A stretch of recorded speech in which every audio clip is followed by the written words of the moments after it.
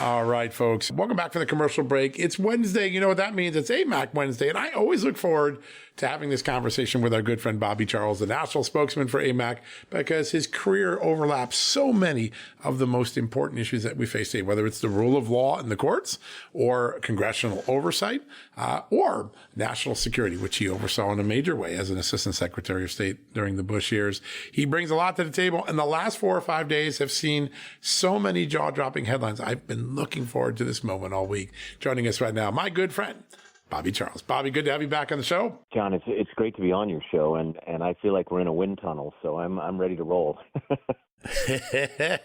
Let's move that parachute. Here we go.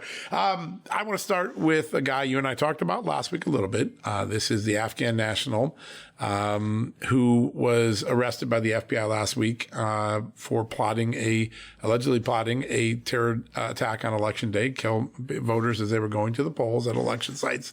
As we mentioned last week, the Justice Department told the court he got into the country on a special immigration visa, meaning he had been vetted by the U.S. government because he had worked for the government in an earlier capacity.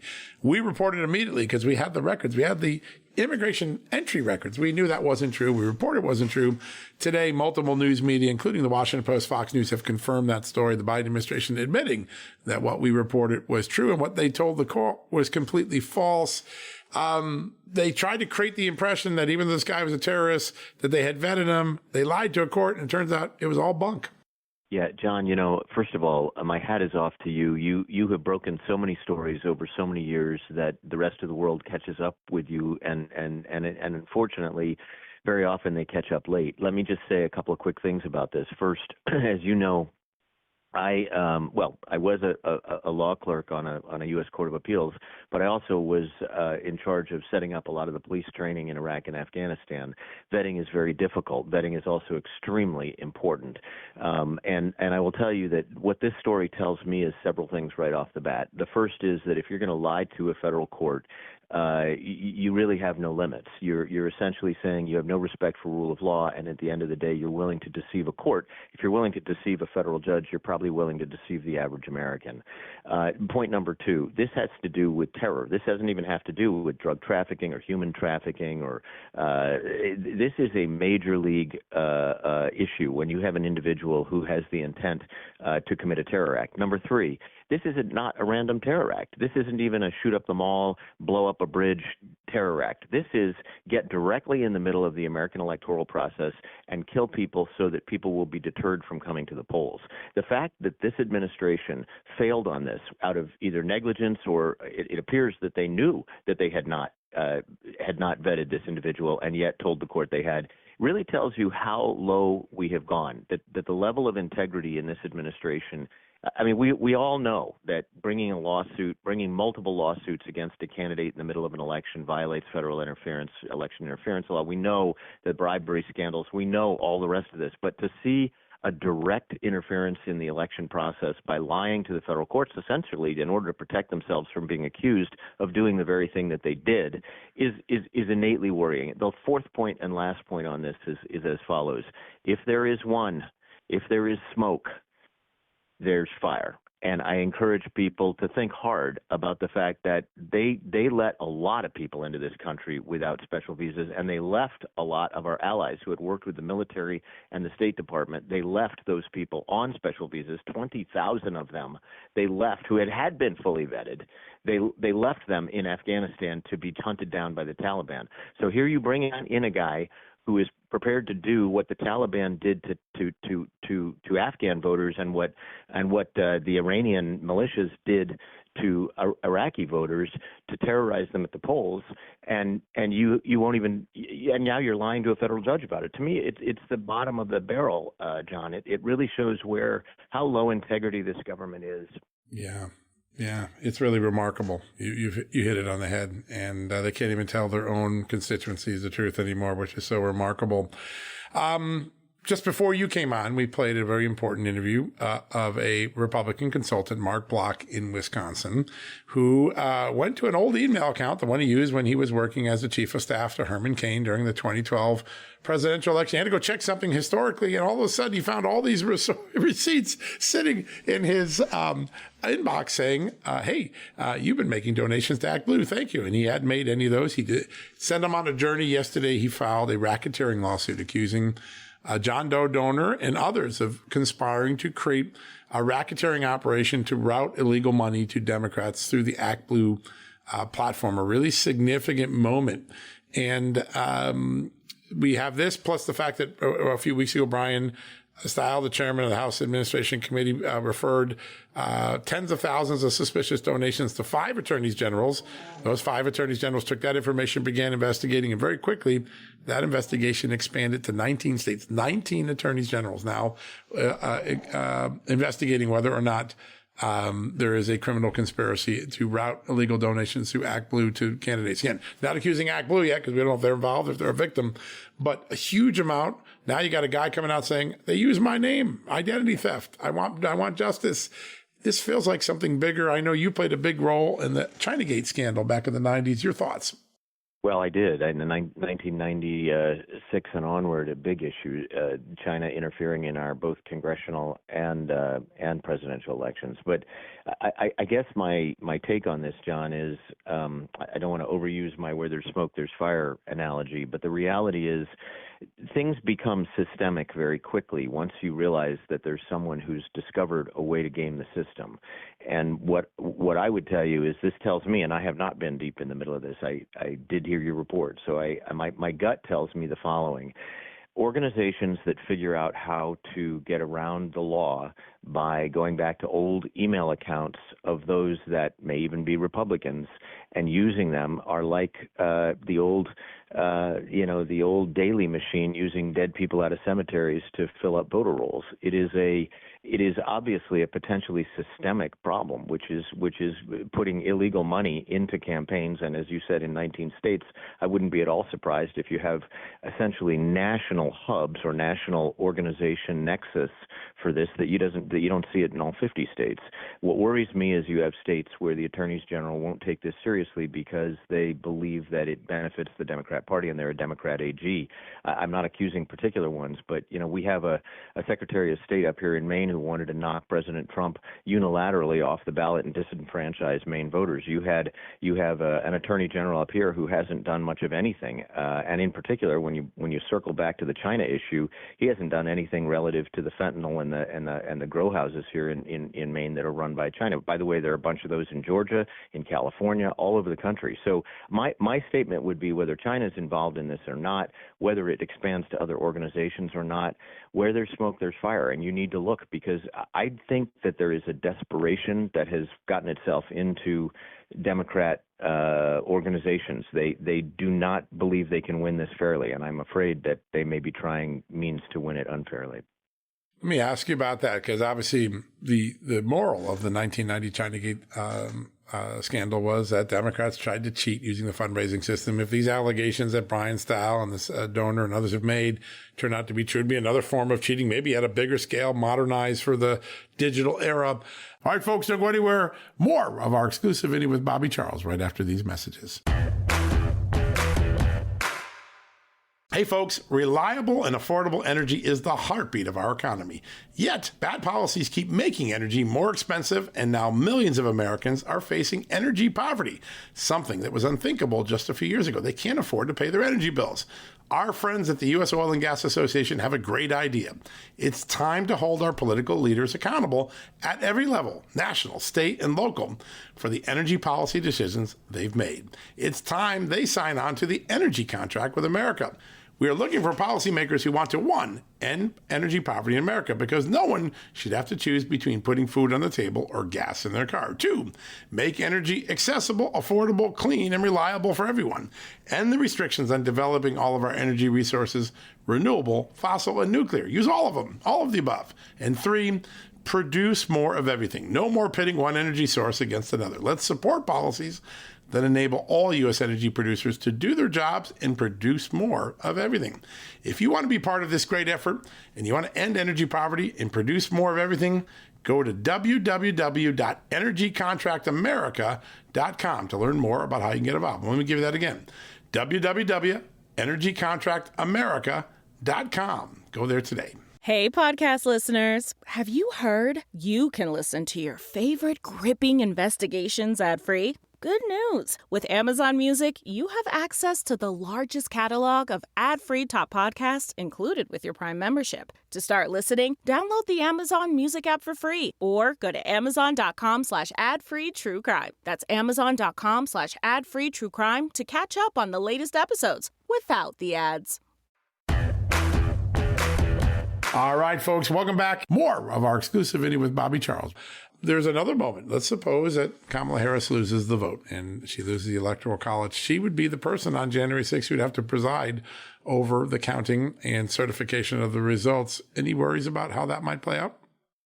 Considerable worries. I've been thinking about this, John, for a while, and it troubles me. And what it tells me is that the Republicans at the state level and at the federal level, but particularly at the federal level and particularly the presidential race, they have to win overwhelmingly, because you're talking about a woman who has said in Harris and her entire gang, I don't know how else to describe them. You know, they have said, I mean, they've knocked off what was the Democrat candidate in order to insert her, and they've pulled in a guy that really doesn't meet the quals for a vice president either to be her running mate, and they've declared that Trump is an existential danger to the country. Now, of course, that's absurd, but at the same time, this is what they believe. They've had enough Kool-Aid that this is what they truly believe.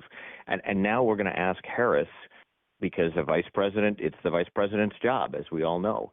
We're going to ask Harris to certify that she lost and give the reins of power in a normal transition, if Trump wins, over properly to the candidate that won, who she says is an existential threat to the country.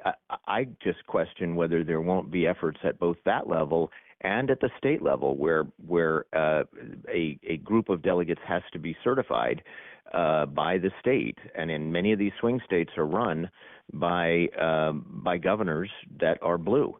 And so do they fail to certify the delegates when, in fact, their votes, do they mysteriously find more votes late at night? Do we find that the Postal Service, as the Wall Street Journal today noted, somehow mysteriously may deliver things late, and all of a sudden in these blue states you get what was a certified win ending up being a certified loss? And then at the Harris level, do you see a vice president? So all of these things, God willing, will not happen. I hope they don't happen. I hope there's a level of integrity that there's sort of a bottom bar that they're not going to step below. But I tell you, when you start saying the kinds of radical things that these folks have said about what is just another candidate for president who actually has a great record and seems to listen really well to people, if you keep turning that individual into an existential threat, where are you going to stop when you're the certifier of the election? Yeah, really important. It's a moment a lot of people are thinking of. You, when you were in your State Department job, you got to see countries around the world that didn't follow the rule of law, didn't follow the precepts of democracy or constitutional republics.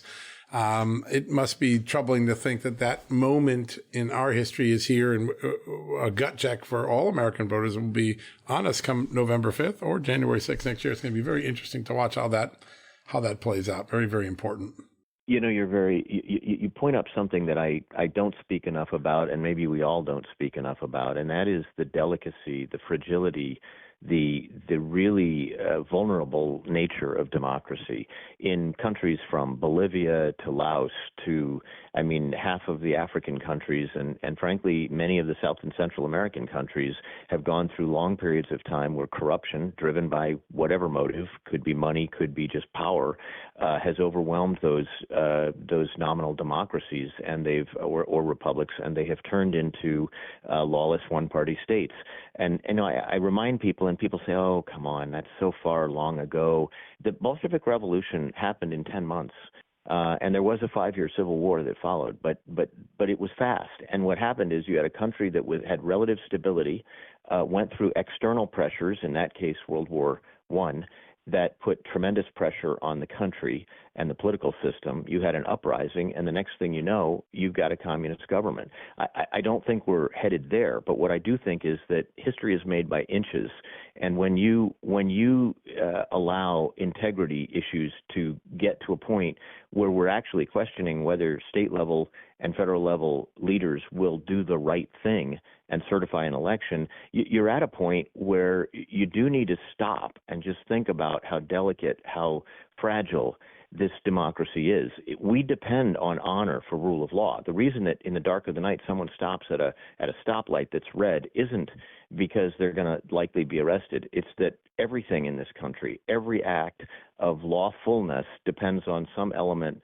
of, of course, a little bit of fear when you're moving too fast and there's a speed trap ahead. But the reality is a lot of it depends on honor. And when we cannot trust the leaders of the country and or some of these states, and they say one thing and they do something else. Whitmer saying she believes in freedom of worship and then mocks communion for Catholics and all Christians who take communion. It creates this environment in which distrust of leadership becomes the norm. And my concern is that could step one step too far, and we could end up in a situation where either state level officials or Harris find an excuse not to do the lawful and right thing and certify the election if she loses. Yeah, a great moment to just digest the magnitude of what we're facing. It's pretty amazing. All right, we've got just one more second. I'm going to ask one last question for you. As you look out right now, AMAC has done enormous amount of work over the last year to lay a ground game. Yesterday, we're beginning to see record numbers of early voters in Georgia and places like that, Republicans voting early in ways they haven't before. What is your feeling going into the last 20 days of this election? Have Republicans transformed the way they go after voters and how they're going to vote in the future? I think there certainly is an intent to do that. I don't really care if you're going to vote for Harris or for Trump or for John F. Kennedy or for Dwight Eisenhower this cycle. You need to get in there and vote early. And there are reasons for that are not obvious. One is if you go in and vote in person early, you're going to avoid the crowds. It's very clear you're going to be able to get your vote in there on time, no matter what the weather is, no matter, et cetera. Another reason for doing this and getting the vote out early, and I do think we've changed the map, I think people are realizing that voting early is important, is that if you go in and vote early, then, and particularly Republicans tend not to vote early, and this is where the dynamic has to change. In most elections where the numbers are equal of those who vote early between Republicans and Democrats, the Republican wins. And that's because many more Republicans are traditionalists and they go in and they vote on election day. But one of the things people don't realize is if you vote early, the state parties, no matter where you are, the state parties keep track of who's voting and who isn't voting. And so what they can do is they can direct the resources to get people off their couch and get in and vote. They can focus on those who have not voted if you go in and you get your vote done. And there are these logical sort of systematic bases upon which there's a really good argument for voting early. I understand people may have fears about absentee voting and the mail system, but the reality is if you can go in and vote early, you get it out of the way. No snowstorm, no hurricane, no getting sick is going to stop your vote from being counted. And then, of course, on the flip side, John, I think we've changed the blueprint since 2020 in two major ways. One is we're getting more legal votes in there, making sure that people who can vote and should vote and want to vote don't somehow forget to vote and actually do vote. And then we're working hard, and there have been more than 100 lawsuits, as you know, to keep illegal voters from voting. At the same time that you've got governors and speakers of the House, for example, up here in Maine, who advocate that illegals be able to vote. That's a pretty thin line when you say, no, we're not making it happen because we know that's illegal, but we're also advocating it at the legislative level that we have illegals vote. So we've got more illegals in this country in this election cycle than we have ever had, which makes it doubly important that anybody who falls on the conservative side of the dial gets in there, gets their vote counted, and frankly gets their 5 best friends to go get their vote counted and gets the 5 best friends of their 5 best friends to go get their vote counted. Yeah. Such a great point. Such a great point. Bobby, as always, what a great conversation. Big picture thoughts about where we're heading in the final 20 days of what's going to be one of the most consequential elections in American history. I love the partnership we have with AMAC, particularly because every Wednesday you and I get to hang out and have these sort of conversations. Thanks so much for joining us today. I love being on, and I'll just remind people that I just wrote a book called Cherish America, Stories of Courage, Character, and Kindness. You can get it at Amazon. You can get it at Tower Publishing. AMAC, that's a side issue, but if you join AMAC for 5 years, you get a signed copy for free. So I would encourage people. It's a great book, 450-page book. I'm already signing them to people, and if you love this country, it took me 6 years to write the book, interviews with people that will make you laugh, make you cry, and make you love America. That's amazing. Folks, if you go to amac.us/justnews, you'll get a discount on all of the different years of membership you can have. You can get the 1 year for just $1. That's amazing. Get 5 years, you get Bobby's amazing book. We talked about it last time. We're going to get him on to talk the whole show about that because there are so many amazing stories that will inspire us. But go do that today. They're amazing friends. amac.us/justnews today. That's a great thing. Bobby, as always, what a great conversation. Really appreciate you, my friend. John, I appreciate being on. I really do. Yeah, we have a lot of fun every time we do this. So that'll be good. We'll do it again next week. Here we go. Okay, sounds good. All right, folks, that wraps up another edition of John Solomon Reports, a podcast from Just the News. A big thank you to our guests, Mark Block and his lawyer, Mike Berry. What an amazing story, and I suspect that's going to get bigger. And in the second block, Bobby Charles, someone I always enjoy talking to, and I know you do too. Go to amac.us/justnews and thank them for making Bobby Charles available to us every week under this partnership, and go buy one of those great memberships. You can get 1 year for $1. If you take the 5-year membership, you're going to get a copy of Bobby's brand new book, which is amazing. Go check it out. All right, we'll be back tomorrow with regular programming. Until then, God bless you and have a great night. No matter where you are in the world, Verbo knows questions can pop up. That's why Verbo offers 24/7 live support that quickly connects you with a real person. Anytime and anywhere. Verbo Private Vacation Rentals. Relax. You booked a Verbo.